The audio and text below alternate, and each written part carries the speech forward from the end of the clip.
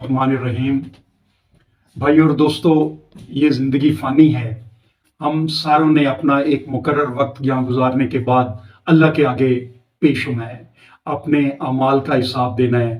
وہ اچھے اعمال جو ہم یہاں کریں گے وہ ہمارے آگے کام آئیں گے۔ اللہ تعالیٰ نے سورہ بقرہ میں یہ فرمایا ہے کہ نماز قائم کریں اور وہ مال جو ہم نے دیا ہے اس کو خرچ کریں، اور سورہ الانفال میں ہے کہ وہ لوگ جو نماز قائم کرتے ہیں اور وہ مال جو ہم ہی نے انہیں دیا ہے اس کو خرچ کرتے ہیں، یہی لوگ سچے مومن ہیں۔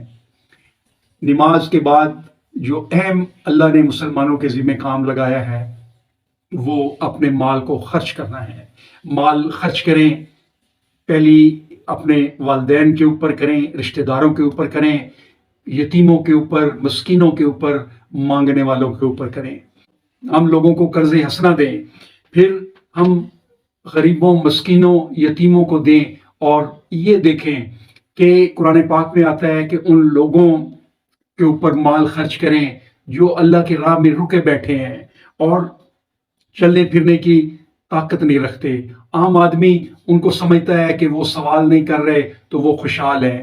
آپ ان کو ان کے چہروں سے دیکھیں، چہرے بتا رہے ہوں گے کہ وہ لوگ ڈیزرو کرتے ہیں کہ ان کو رزق میں سے دیا جائے۔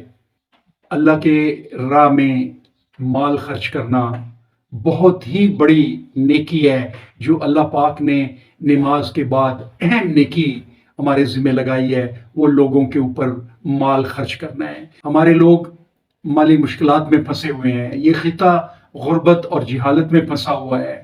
آپ اس سے بڑھ کے اور کیا نیکی ہوگی کہ ہم ان لوگوں کے کام آئیں۔ اللہ تعالیٰ نے جو رزق دیا ہے اس میں سے لوگوں کے اوپر خرچ کریں، غریبوں کے اوپر خرچ کریں، لوگوں کو گرے ہوئوں کو اٹھانے میں لگ جائیں، اور جو اپنے پاؤں پہ کھڑے نہیں ان کو پاؤں پہ کھڑا کر دیں۔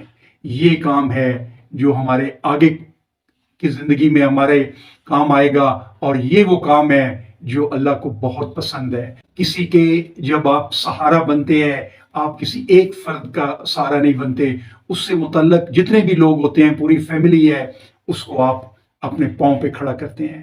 آپ لوگوں کو پاؤں پہ کھڑا کرنے کے اوپر لگ جائیں، لوگوں کو قرض حسنہ دیں، اور جو لوگ ڈیزرو کرتے ہیں ان کی مدد کرتے جائیں۔ یہ ہے وہ کام جو ہمارے آگے ہمارا بخشش کا ذریعہ بنے گا۔ یہ ہے وہ کام جو ہمیں اللہ کے آگے پیش ہونے کے قابل بنا دے گا۔